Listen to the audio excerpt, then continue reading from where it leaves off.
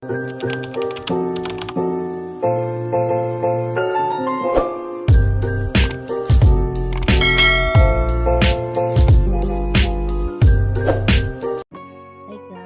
ang ibabahagi ko na naman ngayon ay ang kung paano mag-delete ng clear history ng ating YouTube account. So, kahit pinapanood natin ang ating sariling video, so puntahan natin lamang ang ating profile account ng YouTube. So, i-click natin. Tapos, i-click natin yung view all. So, tapos i-click natin yung view all.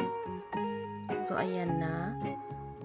I-click natin yung tatlong dot sa taas. Tapos, clear all watch history.